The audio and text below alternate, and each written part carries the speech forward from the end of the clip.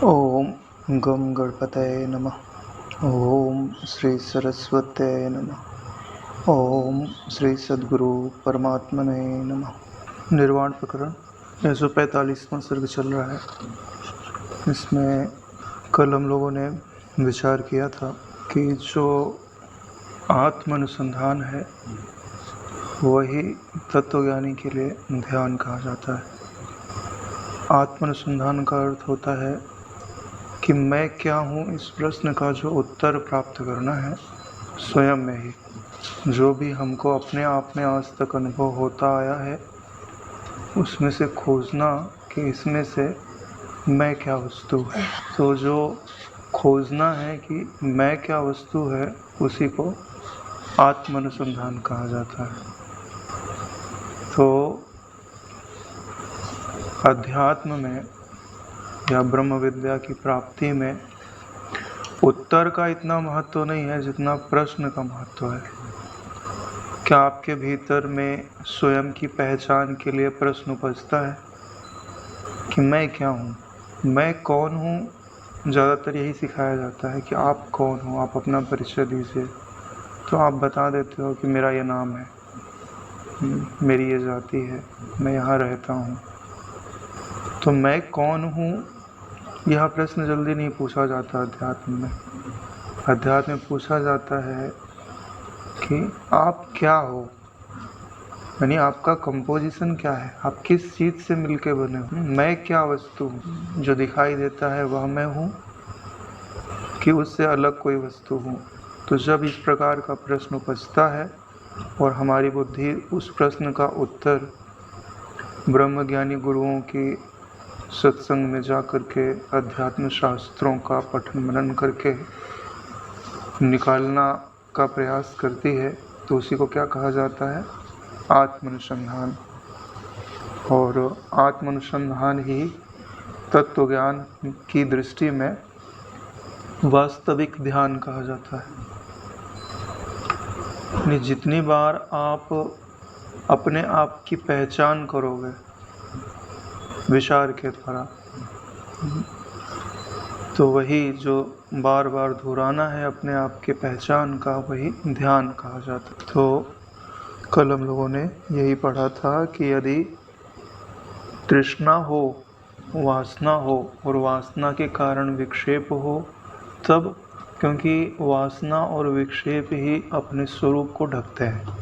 जैसे सूर्य निकला है और बादल नहीं है तो सूर्य अपने को अनुभव में आता रहेगा, लेकिन बीच में बादल आ गए तो सूर्य का दिखाई देना बंद हो जाता है।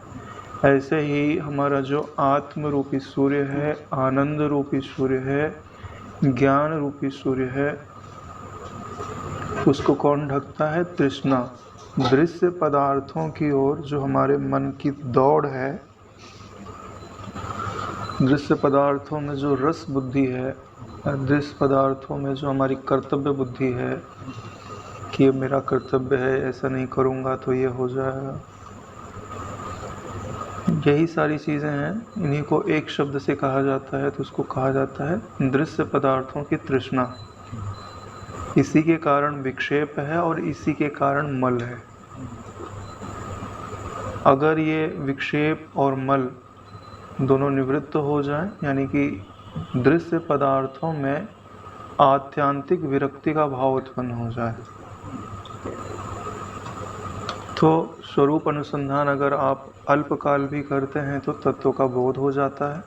और तत्व के बोध के उपरांत आपको अन्य कुछ ध्यान करने की आवश्यकता नहीं रह जाती, क्योंकि आप ध्यान किसका करते हो, अपनी इष्ट वस्तु का। जिसको आप प्राप्त करना चाहते हो आप उसी का ध्यान करते हो।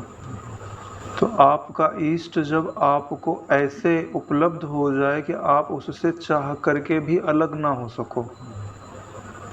अभी कोई वस्तु मिलेगी तो समय आने पर वो वस्तु छूट जाती है, बदल जाती है, लेकिन आपका इष्ट जिसको आप चाहते थे वो आपके मैं के रूप में प्राप्त हो जाए। शाश्वत जीवन है, शाश्वत आनंद है और अपरिचिन्न ज्ञान है, ऐसा स्वरूप प्राप्त हो गया, तो अब उसका इष्ट वही हो गया। तो अब उसको उसके ध्यान के लिए अन्य किसी चीज़ की आवश्यकता नहीं है, और उसका जो ध्यान है वो प्रयास से उसको टिकाए रखने की ज़रूरत नहीं है, अनायास ही सिद्ध है, सहज है। इसके लिए ही अगला श्लोक है 44वां श्लोक, जिसमें कहते हैं कि जैसे पंख रहित पर्वत की स्थिति होती है, यानी कि पहले के समय में पर्वतों के पंख हुआ करते थे, तो एक स्थान से दूसरे स्थान चले जाते थे, तो इससे बहुत नुकसान होता था।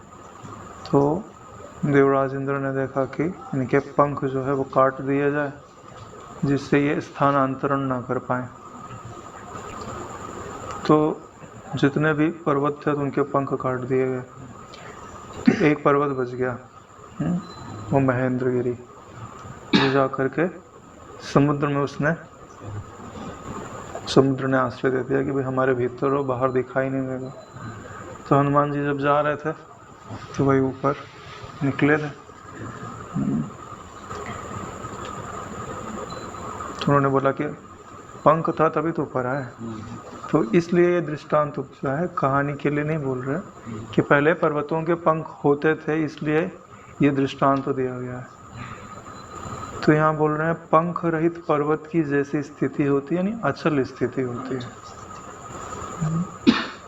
तो ऐसे ही दृश्य पदार्थों से तृष्णा रहित जो ज्ञानी है, तो अनुभव रूप जो उनका ध्यान है, अनंत ध्यान है, वह ठीक वैसे ही अचल होता है जैसे पंख रहित पर्वत अचल होता है, और इसके लिए किसी यत्न की उसे अपेक्षा भी नहीं रहती है। भाई जो आपसे अलग कोई वस्तु हो, उसको रखने में, संभालने में कुछ यत्न हो सकता है। जो आप हो उसके लिए कोई यत्न की आवश्यकता नहीं है। भाई कहीं जाना था, आपको गए, कुछ सामान ले जाना था, तो लिस्ट बनाई, उसमें से हो सकता है कि कोई सामान भूल जाओ, लेकिन आप गए तो आप अपने आप को छोड़ के तो नहीं जा सकते ना। इसीलिए क्या कहा जा रहा है कि आप हो तो आपका ध्यान भी है, क्योंकि आपकी उपस्थिति ही आपके लिए ध्यान है। और बोलते हैं कि ये जो स्थिति है वो किसकी है? वो चित्त की ही है ना। आत्म स्वरूप में स्थित कौन हुआ? चित्त ही स्थित हुआ ना, क्योंकि अहंकार चित्त में ही उपजा था, अहंकार चित्त में ही बाधित हुआ, तो उसकी जो अचल स्थिति अभी कही जा रही है वो चित्त की दृष्टि से ही कही जाएगी। चैतन्य की स्थिति या अनिस्थिति कहने का तो कोई प्रश्न ही नहीं उठता है। तो जो पर्वत का उदाहरण दिया गया है कि दो पंख कट गए तो वो स्थिर हो गया, ऐसे चित्त के ऐसे कौन दो पंख है जिनके कट जाने पर चित्त भी स्थिर हो जाता है? एक है अज्ञान और दूसरा है वासना। दो पंख अगर चित्त के काट दिए जाएं तो फिर चित्त जो है वो चलित नहीं हो सकता, स्वरूप से च्युत नहीं हो सकता, आनंद से च्युत नहीं हो सकता, जीवन से च्युत नहीं हो सकता, उसकी मृत्यु नहीं हो सकती। जैसे आकाशज ब्राह्मण की मृत्यु नहीं हो रही थी ना, मृत्यु मारने के लिए गई तो उसको मार नहीं पा रहे थे। शाश्वत जीवन प्राप्त हो जाता है, शाश्वत आनंद, शाश्वत ज्ञान प्राप्त हो जाता है। तो दो पंख है अपने चित्त के, उनको अगर काट दो तो चित्त की स्वरूप में स्थिति हो जाती है। एक है अज्ञान, अपनी स्वरूप का बोध हो, और दूसरा है वासना। वासना, अज्ञान का पंख काट दिया तो अज्ञान खत्म हो गया। बोले कि स्वरूप में तीन चीज़ें तो है, मल, विक्षेप और आवरण। मल और विक्षेप दोनों वासना के कारण होता है। दोनों, अगर वासना चली गई तो विक्षेप भी नहीं होगा। सीधी सी गणित है। आपका चित्त जो है इधर उधर दौड़ क्यों रहा है? क्योंकि उसे कुछ चाहिए, उसने कुछ इच्छा कर रखी है। अभी उसको कुछ ऐसी चीज़ दे दो जिसमें उसको आनंद आवे तो उसका विक्षेप खत्म हो जाता है। कोई अच्छी मूवी लगा तो देखने के लिए कहा, नींद भी नहीं आएगी, मन कहीं जाएगा भी नहीं, याद भी नहीं रहेगा हम कहाँ बैठे हैं। 12 घंटे सच में मनोनुकूल चीज मिल जाए ना तो समय का पता नहीं चलता। यानी विक्षेप वासना के कारण था। नारायण ये चीज बताती है, वहां पे उसकी वासना उसमें तदाकार हो गई तो विक्षेप नहीं है, नहीं तो वहां पे भी विक्षेप होता ना। इसलिए चित्त के अगर 2 पंख काट दिए जाएं तो चित्त समाधि को, तत्व समाधि को, स्वरूप को उपलब्ध हो सकता है, उपलब्ध हो ही जाता है। सत्य की क्या बात है। आगे कहते हैं एकमात्र यही कारण है कि जब तक शुद्ध बोध स्वरूप आत्मा का उदय नहीं हो पाता, यही एकमात्र कारण है, एकमात्र कारण, दूसरा कोई कारण नहीं है, कि जब तक शुद्ध बोध स्वरूप आत्मा का उदय नहीं हो पाता तभी तक समाधि के लिए यत्न की अपेक्षा है। जब शुद्ध बोध स्वरूप आत्मा का उदय हो जाए तो समाधि के लिए यत्न की आवश्यकता नहीं है, वह तो स्वयं सिद्ध है। समाधि यानी मन का उपद्रव ना होना, इसी को समाधि बोलता है। आदि यानी मन का उपद्रव होना।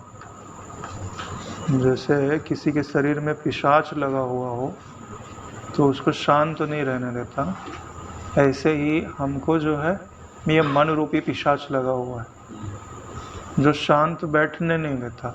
कुछ काम नहीं है ना तो बक बक बक बक बक बक बक बक करता रहेगा, कुछ ना कुछ आपको शब्द दिखाएगा, कुछ दृश्य दिखाएगा।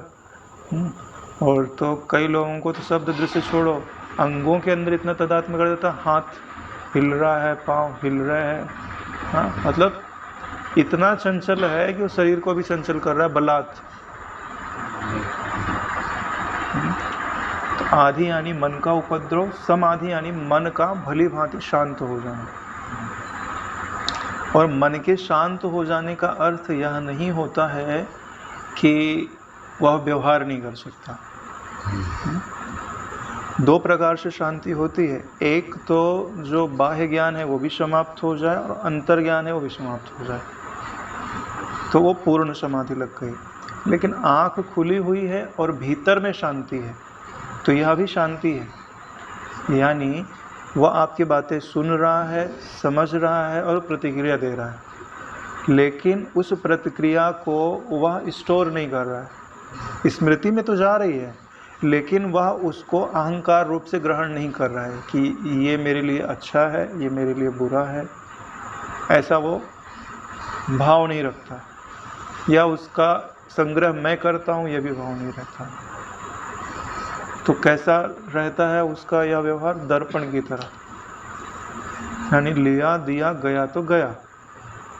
जैसे आपने आए और आपने उनका अपमान कर दिया, हाँ तो हो सकता है कि वो भी 2-4 बात सुना दे आपको, हो सकता है सुन ले तो सुन ले, सुना दे तो सुना दे। रमन महर्षि जी का उदाहरण देख लीजिए, है ना, डंडा लेके पीछे पड़ गए। दुर्वासा जी का देख लीजिए, कोई एक शब्द भूल के निकल जाए तो बताओ। और क्षमा करने वाले में भी बहुत महात्मा है कि कोई कुछ भी आ जाए। एकनाथ जी के ऊपर वो पठान 108 बार स्नान करवाया, जितनी बार स्नान करके जाते थे मुंह में पानी भर के कुल्ला कर देता था उनके ऊपर, फिर भी चित्त में वही शांति है। तो बाह्य व्यवहार का मतलब नहीं है, उनके भीतर में क्या है। तो भीतर में क्रिया के कारण जो अनर्गल मनोराज्य होता है, जिसका कोई अर्थ नहीं है, जिसका कोई उपयोग नहीं है, ना व्यवहार में उपयोग है ना परमार्थ में उपयोग है, उसका शांत हो जाना। और यह जो शांत हो जाता है, क्योंकि यही आपकी बहुत बड़ी एनर्जी को वेस्ट करता है बिना मतलब। जैसे आपको कहीं जाना है और कार से जाना है, आप 1 मिनट भी नहीं लगता गाड़ी स्टार्ट हो जाती है, लेकिन उसको आप ट्रेन की तरफ 24 घंटे स्टार्ट करके रखो तो क्या हाल होगा?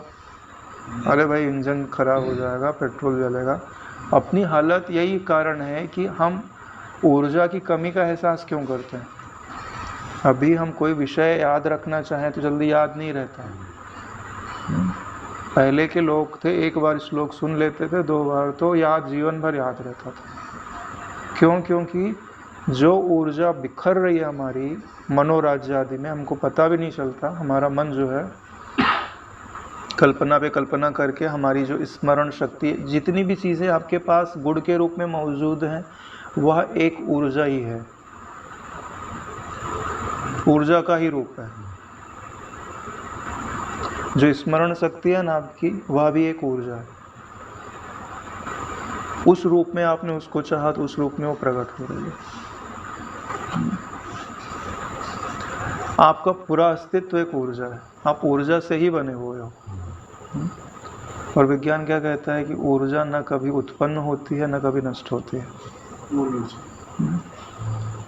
Law of conservation of energy. परिवर्तित हो सकती है, ऊर्जा पदार्थ में बदल सकती है, पदार्थ ऊर्जा में बदल सकता है, लेकिन कभी नष्ट नहीं हो सकता। यही तो बताता है कि आप अविनाशी हो। विज्ञान में तो बोल रहा है कि अगर आप ऊर्जा मानते हो तो भी आप नष्ट नहीं होते हो। नारायण, ऊर्जा बनाई भी नहीं जाती। तो ये बात समझने की है कि आदि होता है मन का उपद्रव, समाधि होता है जहाँ मन का उपद्रव पूरी तरह से शांत हो जाए। तो तत्व ज्ञान के द्वारा जो मन का उपद्रव है वह शांत हो जाता है। तो व्यवहार काल में भी मन उपद्रव खड़ा नहीं करता। क्यों? क्योंकि उसमें जो क्रियाएं हैं वो दर्पण में दिखने मात्र है, वो किसी भी क्रिया का ग्रहण नहीं करता। यानी कोई क्रिया तो मैं करने वाला हूँ ऐसा अभिमान नहीं है। सुख दुख आए गए तो आए और गए, मैं सुखी हूँ मैं दुखी हूँ, यह अहम वृत्ति ग्रहण नहीं करती है। जब आप इनका ग्रहण करते हो, मैं सुखी हूँ, तो वो स्टोर होता है। नहीं तो सुख आएगा और गुजर जाएगा, दुख आएगा और गुजर जाएगा, अपमान आएगा गुजर जाएगा, मान आएगा गुजर जाएगा। अपमान से ज़्यादा मान पचाना भारी है, सच बता रहे। क्यों? क्योंकि अपमान से तो दुख होता है ना, और दुख तुम चाहते नहीं हो, तो उसका अभिमान तुम जल्दी छोड़ना चाहोगे, यार भाई ये बात भूल जाऊँ, है ना। लेकिन अगर मान मिला तो तुम क्या वो बात भुलाना चाहोगे? नहीं, आपको अच्छा लगेगा जब आपको घटना याद आएगी ना कि भाई इतने लोग थे, फूल माला चढ़ाए, सम्मान किया, तो आप उसको बार बार याद करना चाहोगे। जब बार बार याद करोगे तो उसका संस्कार पड़ जाएगा आपके अंदर। आपका चित्त ये भावना करेगा कि जब मुझको ऐसा घटना घटेगी तो मेरे को सुख होगा। ध्यायतो विषयान पुंसा संगहते सुख जायते, यही आसक्ति को उत्पन्न कर देता है। विषयों का ही तो चिंतन हो रहा है। इसलिए कह रहे हैं कि जब तक शुद्ध बोध स्वरूप आत्मा का उदय नहीं हो पाता, यहाँ आत्मा का उदय का अर्थ है आत्मा के ज्ञान का उदय नहीं हो पाता, क्योंकि आत्मा कभी उदय या अस्त नहीं होता। ज्ञान नहीं है ना तो अस्त रूप में है, और ज्ञान हो गया तो उदय रूप में है। तो यहाँ क्या समझना चाहिए? आत्मा का उदय का अर्थ नहीं लिया जाता। किसका लिया जाता है? आत्मा के ज्ञान का उदय। और अस्त तो होते नहीं, एक बार उदय हो गया तो अस्त नहीं होगा। लेकिन जब तक आत्मा का ज्ञान नहीं है तब तक आत्मा आपके लिए अस्त रूप ही है, कोई फायदा नहीं है ना। और जब एक बार उनका उदय हो गया, यानी आपको बोध हो गया, तब अब आपको मन में जो उपद्रव है उसकी निवृत्ति के लिए किसी यत्न की अपेक्षा नहीं है, स्वाभाविक है। क्यों? क्योंकि उदय ही होगा कब? जब मन उपशम को प्राप्त हो जाएगा तभी तो उदय होगा।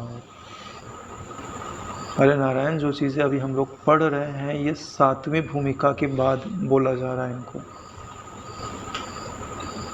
यानी तत्वज्ञानी आप किसे समझ रहे हो? जो 7वीं भूमिका में पहुंच चुका है। तत्व समाधि के पेड़ पर चढ़ते चढ़ते मोक्ष रूपी फल को उसने आत्मसात कर लिया है। खाने का मतलब क्या होता है कि आपके पेट में गया ना, आपसे एक हो गया, इसी को तो आप फल का खाना कहते हो। यानी मोक्ष रूपी फल को खाने का क्या तात्पर्य होता है कि मोक्ष रूपी जो फल है उससे एकता का अनुभव हो गया, इसी को तो खाना बोलते हो। नहीं तो ऐसा कोई फल नहीं होगा कि आपको एप्पल की तरह दिया जाएगा और आप खाओगे। बोध स्वरूप आत्मा के साक्षात अनुभूत होने पर तो ज्ञानी हो जाने से समाधि के यत्न की कोई आवश्यकता ही नहीं रह जाती। यह तत्वज्ञानी महानुभावों की युक्ति है। पहले बोले थे उदय होने पर, अब क्या बोल रहे हैं? अनुभूत होने पर। दोनों में कोई अंतर नहीं है। जो चीज़ पहले प्रकट होगा फिर उसी का अनुभव होता है। वो क्या लिखा है? साक्षात अनुभव होने पर। यानी उन साक्षात, जैसे अभी कोई परीक्षा देते हैं तो अपॉइंटमेंट देने के पहले साक्षात्कार किया जाता है। साक्षात्कार का क्या मतलब होता है? कि आपके और परीक्षक के बीच में कोई तीसरा मीडिएटर नहीं है, बीच में कोई दूसरा नहीं है, तो उसको बोलते हैं साक्षात मिलना, कोई आवरण ना रहे। तो ऐसे ही आप और ब्रह्म के बीच में कोई आवरण ना रहे, कोई मीडिएटर ना रहे। बोले कौन सा मीडिएटर हो सकता था? बोले आँख हो सकती थी, कान हो सकता था, जीभ हो सकती थी, पांचों इंद्रियों में से कोई भी ज्ञान इंद्रिय हो सकती थी, मन हो सकता था, बुद्धि हो सकती थी। बोले कोई मीडिएटर की जरूरत नहीं है। जब इन मीडिएटर को हटा देते हो तभी उसका साक्षात अनुभव होता है।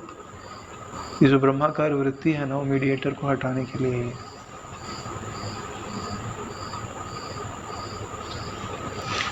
तो जब आत्मा का साक्षात अनुभव होता है तो बोले ज्ञानी हो जाने से। ज्ञानी का क्या अर्थ होता है?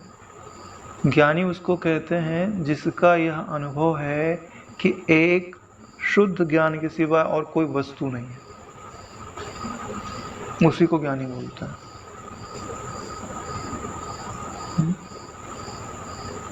एक शुद्ध ज्ञान के सिवाय और कोई, चाहे इदमात्मक चाहे आमात्मक, कोई वस्तु नहीं है। जिसका ऐसा निश्चय है वही ज्ञानी है। अब ज्ञान को आप बोलो कि ज्ञान अच्छा होता है, ज्ञान बुरा होता है, ज्ञान समीप होता है, ज्ञान दूर होता है, तो ये सारी आपकी कल्पनाएं हैं। ज्ञान ज्ञान है, उसमें अच्छा पना बुरा पना यही माया कहलाती है। अलग अलग कर दिया ना। एक वस्तु को जब आप अलग अलग करते हो तो वही अज्ञान कहलाता है। समाधि के यत्न की आवश्यकता नहीं रह जाती। क्यों? क्योंकि समाधि क्या करती है? जो नाना प्रकार के भेद थे उसको अभेद में ले जाके शांत कर देती है। यही तो काम करती है समाधि, और क्या काम करती है? तो अब आँख खुली हो चाहे बंद हो, उसके निश्चय में क्या है कि एक अभेद सत्ता ही है, बाकी जो भी अनुभूत होता है वह कल्पना मात्र है, प्रत्यय मात्र है, वृत्तियों में प्रतिबिंब मात्र है, स्वप्न मात्र है, और बोले आकाश में नीलिमा मात्र है। दिखता तो है मगर खोजोगे तो नहीं मिलेगा। ठीक ही है, अग्नि के प्रज्वलित हो जाने पर उसमें घृत बिंदु की स्थिति कभी नहीं रह सकती। जैसे अग्नि को अगर जलाना होता है तो लकड़ी में, क्या ये सारे दृष्टांत कहाँ से निकले हैं कि कर्मकांड होता रहता था ना। तो हवन करना है तो लकड़ी को जलाना है, तो क्या करते थे? घी में लकड़ी को डुबाए और फिर कहीं दीप वगैरह जलता होगा वहाँ लगाए और संविधा में अपनी लगा दिए। तो भाई अग्नि अगर भली भांति प्रज्वलित हो गई तो इसका मतलब क्या होता है कि घी जल गया होगा, तभी तो अग्नि प्रज्वलित हुई है। अब उसमें जो तुम घी लगाए थे उसको ढूंढो मत, मिलेगा नहीं तुमको।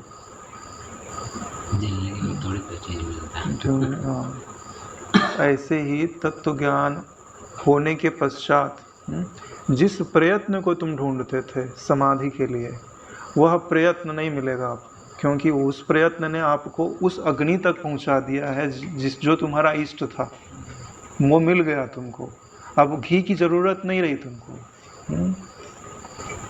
जो प्रयत्न साध्य जिस विश्रांति के लिए आप पद्मासन लगा करके बैठते थे, संसार से पूरी तरह से विरक्त हो करके, दृढ़ भाव करके आत्माकार वृत्ति का प्रवाह बनाते थे, त्रिपुटी को लीन करने का प्रयास करते थे, त्रिपुटी के बाधित हो जाने पर जो तत्व शेष रहता था उसमें अपना मैं करते थे। तो ये सब क्या था? घी ले करके बुद्धि में आत्मज्ञान रूपी घी लगाए और उसको उसमें अग्नि प्रज्वलित कर रहे हैं। अब अग्नि अगर प्रज्वलित हो गई ना एक बार, तो न तुम्हारी लकड़ी बचेगी न घी बचेगा, अग्नि शेष रहेगी और वही अग्नि तुम्हारा स्वरूप है। विक्षेप पैदा करने वाले राग आदि दोषों का जो आत्यांतिक विनाश है, विक्षेप पैदा करने वाले राग आदि दोषों का जो आत्यांतिक विनाश है, उसी को समाधि कहते हैं। आत्यांतिक विनाश बोला हुआ है नारायण, है ना? न राग है न राग का बीज है, आत्यांतिक विनाश इसी को बोलते हैं। पेड़ काट दिया, नीचे जड़ पड़ी है, उसको आत्यांतिक विनाश नहीं बोलते। जड़ भी और उसके सारे बीज सब हरी। यानी राग आदि दोष नहीं रहेंगे तो आप में विक्षेप होने की संभावना नहीं है, और विक्षेप नहीं है तो समाधि स्वतः सिद्ध है नारायण। वास्तव में सारी बातें ज्ञान के पश्चात बोली जा रही हैं। इसके लिए थोड़ा क्रम बिठाने में आपको थोड़ा परिश्रम करना पड़ेगा। क्यों? क्योंकि बोला जाना ज्ञान के पश्चात, है ना? क्योंकि अभी आत्यांतिक विनाश तो हुआ नहीं है, कुछ न कुछ राग आदि दोष है। यह तो तत्वज्ञ पुरुषों में ही संभव है। भाई राग आदि दोष का आत्यांतिक विनाश तो तत्वज्ञों में ही संभव होगा ना। अतः उन तत्वज्ञ महानुभावों को नमस्कार करना चाहिए। विषयों से जो अत्यंत विरक्ति है, अर्थात बाह्य पदार्थों की तृष्णा का जो आत्यांतिक विनाश है, वही समाधि कही गई है। विषयों से जो आत्यांतिक विरक्ति है, विषय किसे कहते हैं? पांचों ज्ञान इंद्रियां जो भी आपको दिखाती हैं वो सब विषय कहे जाते हैं। और इनमें सुख का अभाव है, ऐसा जो आपका निश्चय है ना, यही विरक्ति को जन्म देता है। दृश्यगत पांचों इंद्रियों के जो भी दृश्य हैं उनमें रस नहीं है, वो नीरस है, आगम अपाई है, आते हैं और जाते हैं, बनते हैं और बिगड़ते हैं। तो जितने भी दोष आप देखते हो इनमें, उतना ही आपको ये नीरस लगेंगे। जितना दोष देखोगे उतना नीरस लगेंगे। अपने भी अनुभव में है कि भाई क्यों ना इनसे तो कभी ना कभी पाला पड़ते ही रहता है। तो उसमें जागृत रहना चाहिए कि हमको क्या मिल रहा है और क्या नहीं मिल रहा है। क्या पता कोई बहुत बड़ा खजाना मिल रहा हो, शास्त्र आदि ने देखा ना हो, हम ही देख ले और नया कोई शास्त्र लिख दे। भर्तृहरि जी ने लिखा ही था, है ना? श्रृंगार शतक नहीं लिखा था उन्होंने, लिखा था नारायण। बोले शास्त्रों ने तो भूल गए लिखना वो लोग, ना कितना रस है संसार में। फिर ना जब बोले शास्त्रों ने बोला यार ये तो इतनी सूक्ष्म बुद्धि है इसकी और लगा कहाँ रहा है, बोले इसकी आँख खोल दी जाए। हाँ, तो फिर गोरखनाथ जी ने भली भांति खोली, और जब खोली तो उन्होंने फिर वैराग्य शतक लिखा। अपनी ही बातों को, जो उनका निश्चय था पहले वाला, पूरे का पूरा बदल गया नारायण। क्रम समझना पड़ता है। जिसको सांसारिक पदार्थों में अत्यंत वैराग्य हो गया है, उस ब्रह्म रूपी मनुष्य को नमस्कार है। ब्रह्म रूपी मनुष्य को नमस्कार है। मनुष्य को नमस्कार, यानी नमस्कार तो भाई किसी आकृति को ही करेंगे ना, तो ब्रह्म तो सर्वत्र ही है। सभी मनुष्य में, ब्रह्म तो सभी मनुष्य में है, लेकिन नमस्कार कहाँ किया जा रहा है? जहाँ समस्त दृश्य पदार्थों से वैराग्य है। बड़ी बात यह है, देखो समाधि तुमको चाहिए ना, तो तुमको वैराग्य होना ही पड़ेगा, क्योंकि समाधि का बीज ही जो है वो, अगर तुम चाहो कि जो है अग्नि हमको जलाए नहीं और तुम अग्नि के कुंड में ही बैठे रहना चाहते हो, तो दोनों चीज़ नहीं चलेगा। हाँ, संसार जलती आग है, इस आग से झट भागकर अशांत शीतल देश में वैराग्य होना चाहिए। किससे वैराग्य होना चाहिए?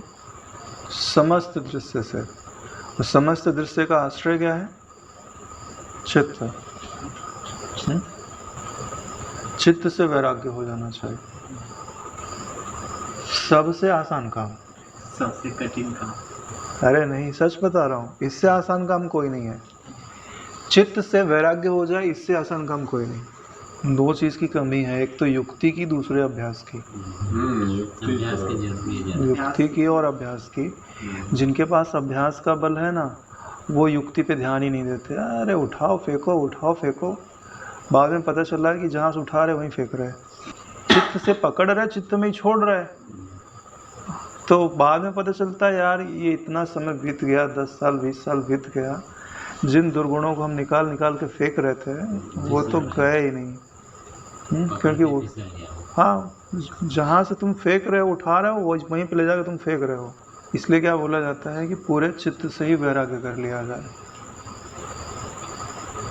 चित्त ही तो त्रिपुटी है, और त्रिपुटी का जो उपजना है वही तो अज्ञान है।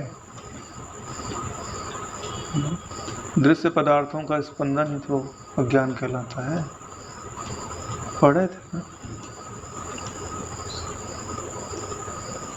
सब घट मेरा साइया, खाली घट न खोए, बलिहारी व घट की जाघट प्रगट होए। क्या प्रगट होए? बोले वैराग्य। वैराग्य ही है जो ज्ञान को लेकर के आता है, और ज्ञान ही है जो वैराग्य को लेकर आता है।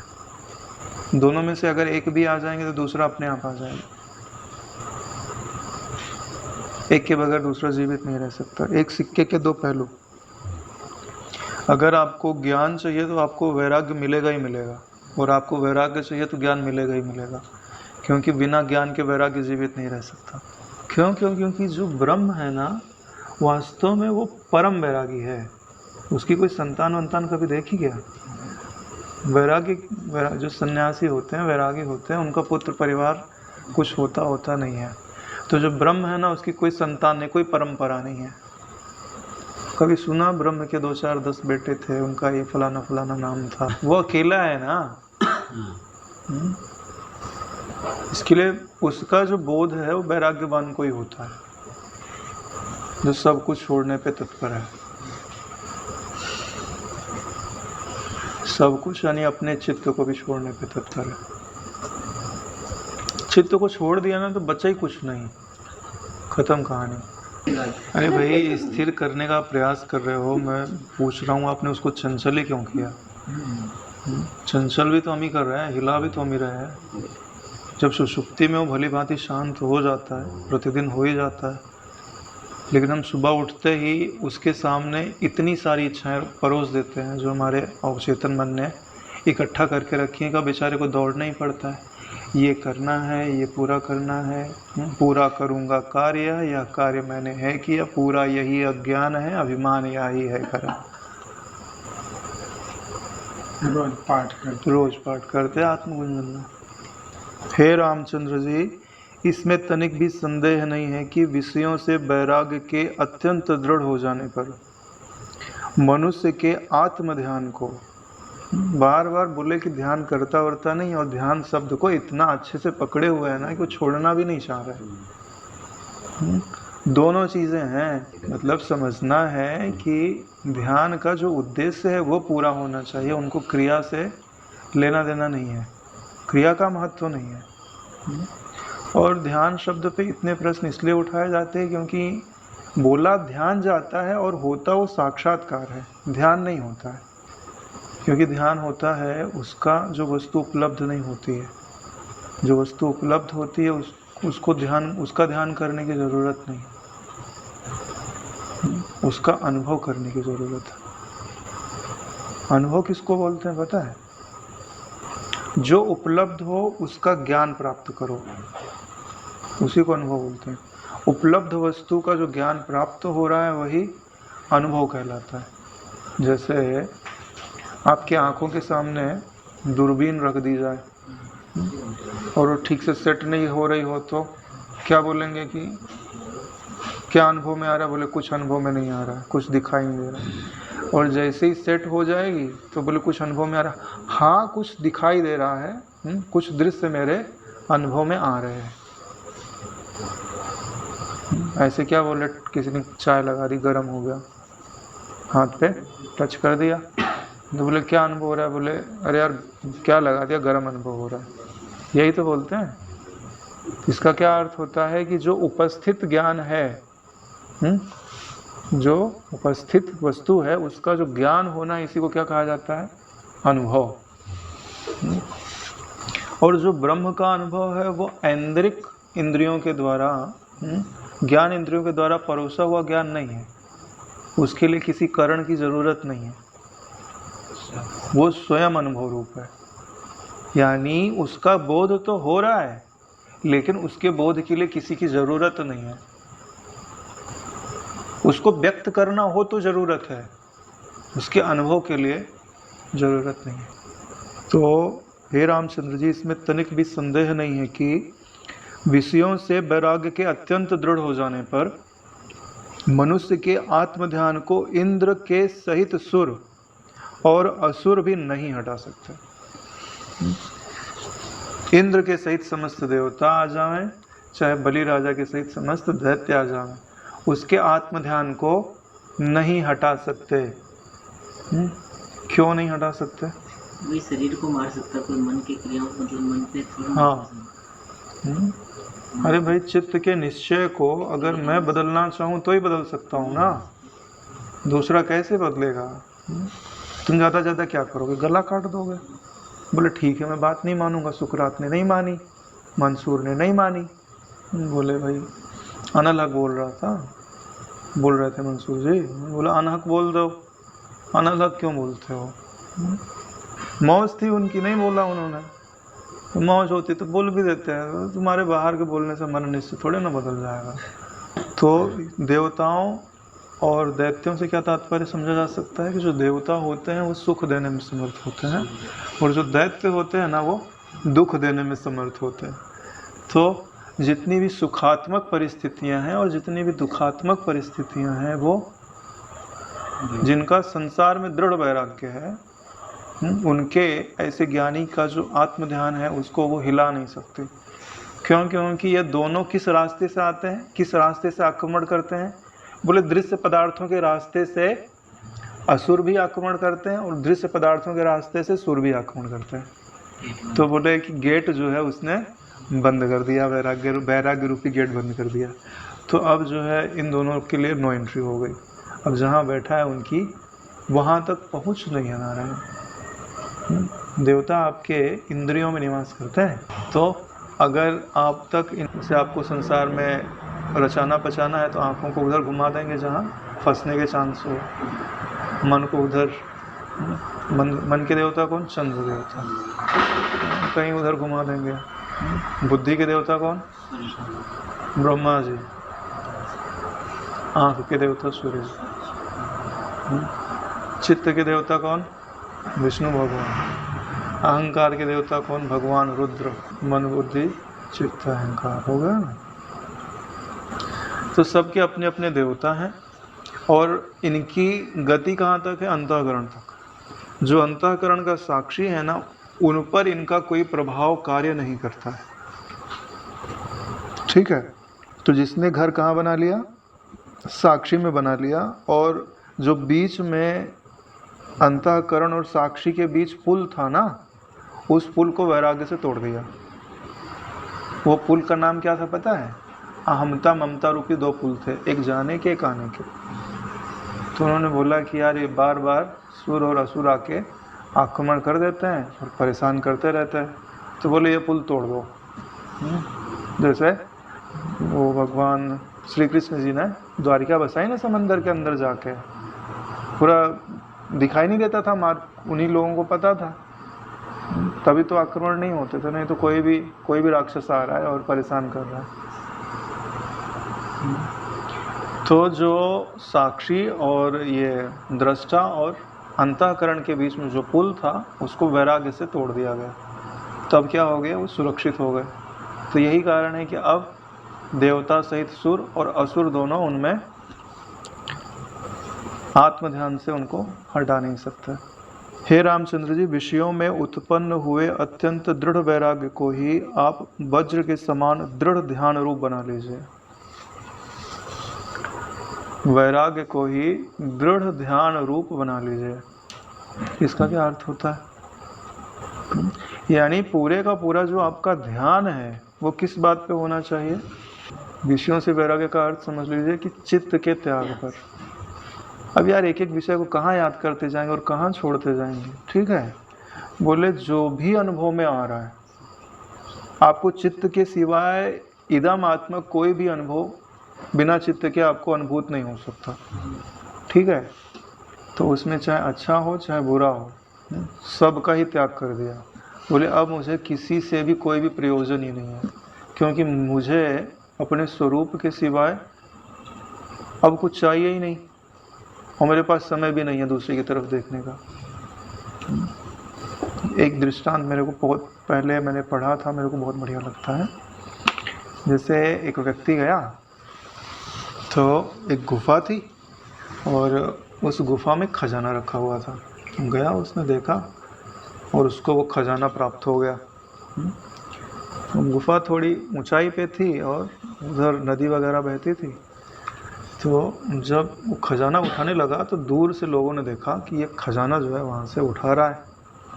तो उन्होंने बोला यार अब इसको क्या किया जाए कि खजाना उठाना छोड़ देवे। तो उन लोगों ने कुछ फेंका वेका तो जा नहीं सकता, तो वहाँ से चिल्लाने लगे और उसको देने लगे गाली, खूब गाली देने लगे। जब गाली देने लगे तो उन्होंने सोचा कि ये उतर करके हमसे झगड़ा करने के लिए आएगा, इधर पास में है तो अपन इसको शिकार बना लेंगे। तो वो भी बड़ा चतुर, बोले कि तुम्हारी गाली अभी मेरे लिए किसी मोल की नहीं है, पहले मुझे सोना भर लेने दो, अपने घर ले जा लेने दो, बाद में हम तुमको देख लेंगे। ठीक ऐसे ही जब हमारी चित्त वृत्ति आत्म अनुसंधान में लगती है तो आत्मा रूपी धन इकट्ठा कर रही है।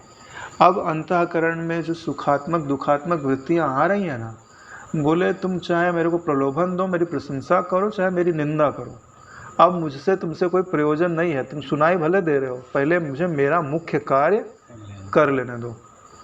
ये दृष्टांत मेरे को बहुत बढ़िया लगता था। तो जब मैं आत्मचिंतन करने लगता था ना तो कभी अपमानाकार वृत्ति आ रही है, मैंने बोला यार जैसे दूसरे के मन में आ रही है वैसे तुम भी आ रही, आओ जाओ, मेरे को तुमसे कोई प्रयोजन नहीं है। अभी मुझे मेरा आत्मधन संभाल लेने दो, फिर बाद में हम तुमको देख लेंगे। अरे जाने के बाद खुद मृत हो गए वो। आत्माकार वृत्ति का इतना प्रभाव बनता है आगे जा करके कि ये जो दूसरी वृत्तियाँ आई और गई थी ना, वो आनंद रूप हो जाती है। अरे भाई धनी व्यक्ति का कोई अपमान कर सकता है? नहीं कर सकता, सबको सिर झुकाना पड़ता है। वैसे सारी वृत्तियाँ आकर के जब आत्मधन कमा लेता है ना व्यक्ति, तो सारी वृत्तियाँ अनुकूल। कई बार तो मेरे को अनुभव है कि जब ज़्यादा अजपा गायत्री में समय व्यतीत होने लगता है तो मन हाथ जोड़ के खड़ा हो जाता है, बोलता है अब थोड़ा तो समय दे दो, मैं संसार में विचर लूँ, बहुत परेशान हो गया हूँ मैं। कब तक तुम मुझे स्वीकार नहीं करोगे? देखो मैं कब से हाथ जोड़े खड़ा हूँ, अब तो थोड़ा ध्यान दे दो, थोड़ा विषयों की तरफ जाने दो। ऐसा स्पष्ट अनुभव होता है, लेकिन ऐसा अनुभव तब होगा जब आप सतत लगोगे, यानी आपको स्वरूप की प्राप्ति के सिवाय कोई काम ना हो, तब ऐसा आपको अनुभव में आएगा। इसी को तो बोलते हैं, गीता में बहुत बार बार बोला गया है कि अनन्य चेता सततम यो माम स्मरन्ते नित्यसा तेन धारवत। जब निधिध्यासन में लगोगे तब की बातें हैं, तब ये पड़ाव आते हैं। हे रामचंद्र जी, विषयों में उत्पन्न हुए अत्यंत दृढ़ वैराग्य को ही आप वज्र के समान दृढ़ ध्यान रूप बना लीजिए। यानी जैसे वज्र जो है तोड़े से टूटता नहीं है, ऐसे ही आपका जो वैराग्य है वो तोड़े से टूटना नहीं चाहिए। क्योंकि आत्मज्ञान से भेद के नष्ट हो जाने पर, आत्मज्ञान से भेद के नष्ट हो जाने पर तृण के तुल्य दूसरे पदार्थों के ध्यान से कौन सा मतलब सिद्ध होगा? आत्मज्ञान से क्या हुआ? समस्त भेदों का निराश हो गया। यानी कि जो भी भेद दिखाई दे रहे थे वो अज्ञान से दिख रहे थे। जैसे आँख को दबा लो तो एक के बदले दो चंद्रमा दिखाई देता है। तो जो दूसरा चंद्रमा है वो कोई महत्व का है क्या? कोई महत्व का नहीं, नारायण भ्रम के कारण दिखाई दे रहा है। ऐसे ही जगत को हम इतना संभाल रहे हैं ना, हाँ, करकसर कर करके, कोई महत्व का नहीं है। 2 कौड़ी का भी मूल्य नहीं है इसका। मूल्य है आपके अंतःकरण में बनने वाली ब्रह्माकार वृत्ति की। जिस दिन तुम्हारा ये संसार रूपी सपना टूटेगा ना, तुमको लगेगा यार हम ठगे गए थे। सच्ची बोल रहे हैं। जिन चीज़ों को हम प्राणोपण से संभाल रहे थे ना, पता चला ये सब सपने में संभाल रहे थे यार। कोई मतलब का नहीं था परेशान होने का। सच्चाई है, सच में आपको अनुभव होगा। आप हंसोगे अपने ऊपर। जो दूसरे पदार्थों का ध्यान है, दूसरे पदार्थों का ध्यान का मतलब है कि दूसरे पदार्थों को मूल्य देना। यहाँ जो ध्यान का अर्थ किससे लेना चाहिए? मूल्य से लेना चाहिए। कि आपकी दृष्टि में वैराग्य का जो मूल्य है वो सर्वोपरि मूल्य होना चाहिए। इसी को बोलते हैं वैराग्य राग रसिको भव। कि प्रेम किससे हो जाए? बोले वैराग्य से ही प्रेम हो जाए। हालांकि यहाँ वैराग्य की बात है तो वैराग्य की बातें बोली जा रही हैं। वास्तव में होता क्या है कि उसका ध्यान ज़्यादा वैराग्य की ओर होता ही नहीं है। होता किधर है? आत्माकार वृत्ति की तरफ होता है। स्वाभाविक। जब तुमको जो देखना है उस ओर देखने में लग जाओ तो जो छूटना है ना वो अपने आप छूट जाएगा। नहीं तो तुम छोड़ नहीं सकते इनको। क्यों? क्योंकि जैसे बोले कि बंदर का ध्यान मत करो ना, तो बंदर ही याद आता है। ऐसे ठीक ऐसे ही है। एक पदार्थ को छोड़ने के लिए जाओगे, दूसरे पदार्थ की 10 इच्छाएं आ जाएंगी। इसके लिए आप आत्माकार वृत्ति के प्रवाह में लगो। अब उसमें जो बाधा उत्पन्न करे उसमें दोष बुद्धि करो। जो इच्छा खड़ी हो जाए वो आपको वहाँ से हटाने के लिए, तो उसमें दोष बुद्धि करो कि भाई ये इच्छा मुझे भ्रम दिखा रही है। इस इच्छा के पीछे जाने पर समय, सामर्थ्य, ये सब खर्च होगा, लेकिन इससे कुछ प्राप्त नहीं होने वाला। ओम सहनावतु सहनो भुनक्तु सह वीर्यं करवावहै तेजस्विनावधीतमस्तु मा विद्विषावहै। ओम शांति शांति शांति। श्री